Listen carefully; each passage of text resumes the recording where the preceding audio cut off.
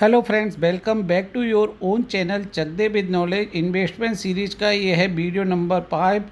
और आप देख सकते हैं वीडियो नंबर 1, 2, 3, 4 ऑलरेडी चैनल पर अपलोड किए जा चुके हैं, तो आप उनको भी देख सकते हैं। अब हम शुरुआत करते हैं वीडियो नंबर 5 की। इस वीडियो में हम आपको बताएंगे कि एफडी और एसआईपी में किन किन पैरामीटर्स में क्या क्या डिफरेंसेज हैं। अगर एफडी में इन्वेस्टमेंट की बात करें तो आप एक लमसम इन्वेस्टमेंट करते हैं भाई। अगर एसआईपी में बात करें तो रेगुलर इंटरवल पे आप रेगुलर इंस्टॉलमेंट पे करते हैं। फ्रिक्वेंसी फोर्टनाइटली, वीकली, मंथली से हो सकती है। एफडी के रिटर्न गारंटेड रिटर्न होते हैं। आपको शुरुआत में ही बता दिया जाता है कि आपको कितने परसेंटेज मिलने वाला है इंटरेस्ट। वहीं अगर हम बात करें एसआईपी की तो यहाँ पर मार्केट ड्रिवन रहता है। आपको एनएवी अलॉट होती है। मार्केट ऊपर जाता है तो आपको एनएवी की वैल्यू बढ़ती है। यहाँ पे गारंटेड रिटर्न नहीं है। एफडी के अंतर्गत आपको मिलता है इंटरेस्ट, जो कि रेट ऑफ इंटरेस्ट आपको पहले से बता दिया जाता है, तो आप को मिलेगा इंटरेस्ट। अगर वहीं बात करें हम म्यूचुअल फंड्स की, एसआईपी की, तो वहाँ पर डिपेंड करता है अगर डिविडेंड या कैपिटल गेन, मतलब आपका इन्वेस्टमेंट कितना ग्रो होता है, और बीच बीच में जो डिविडेंड यूनिट अलॉट होती हैं उस पर डिपेंड करता है कि आपको, लेकिन यहाँ पर इंटरेस्ट नहीं मिलता है बट आपका फंड ग्रो करता है।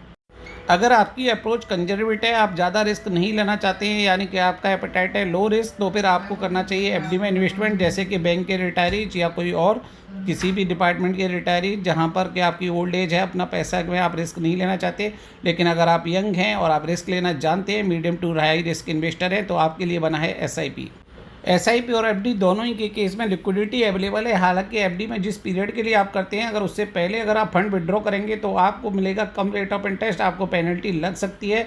वहीं अगर हम बात करें एसआईपी की तो यहाँ पे भी आप किसी भी टाइम फंड विड्रॉ कर सकते हैं, लेकिन अगर आप 1 साल से पहले मोस्टली केसेज में करते हैं तो आपको एग्जिट फ़ी लगती है। और रिटर्न क्या मिलेगा वो डिपेंड करता है कि आप किस टाइम पर रिटर्न ले रहे हैं, यानी कि किस टाइम पर रिडेम्पशन ले रहे हैं। एफडी के केस में आपको डिफरेंट टाइम के लिए इन्वेस्ट करने पर डिफरेंट टाइप के रिटर्न्स मिलते हैं, यानी कि 1 साल के लिए अलग, 5 साल के लिए अलग। आप 10 साल तक का इन्वेस्टमेंट एक बार में कर सकते हैं और बाद में एफडी को रिन्यू कर सकते हैं। और अगर हम एसआईपी की बात करें तो आपका टेन्यूर लंबा भी हो सकता है, आप किसी भी अवधि के लिए कर सकते हैं। एफडी के अंतर्गत जो आपका टैक्सेशन रहता है वो आपकी इनकम के ऊपर डिपेंड करता है। जब आप आईटीआर फाइल करेंगे उस टाइम कितना इंटरेस्ट आपको मिला, अकॉर्डिंगली आपके इंटरेस्ट स्लैब के अकॉर्डिंगली आपको टैक्स लग जाएगा। हालांकि नॉर्मल एफडी जब बैंक के आप करते हैं तो अगर आपका पैन कार्ड फीडेड है तो आपको लगता है 10% टैक्स, और अगर नहीं फीडेड है तो लगता है 20% टैक्स। वहीं अगर एसआईपी की बात करें तो यहाँ पर डिपेंड करता है कि आप शॉर्ट टर्म में रिडम्पशन कर रहे हैं या लॉन्ग टर्म में। लॉन्ग टर्म में आपको टैक्स कम लगता है, वहीं शॉर्ट टर्म की बात करें तो आपको टैक्स ज़्यादा लगता है। 1 साल तक के लिए जो इन्वेस्टमेंट है वो शॉर्ट टर्म में काउंट होंगे, 1 साल से ऊपर के जो इन्वेस्टमेंट होंगे वो आपके लिए लॉन्ग टर्म में काउंट होंगे।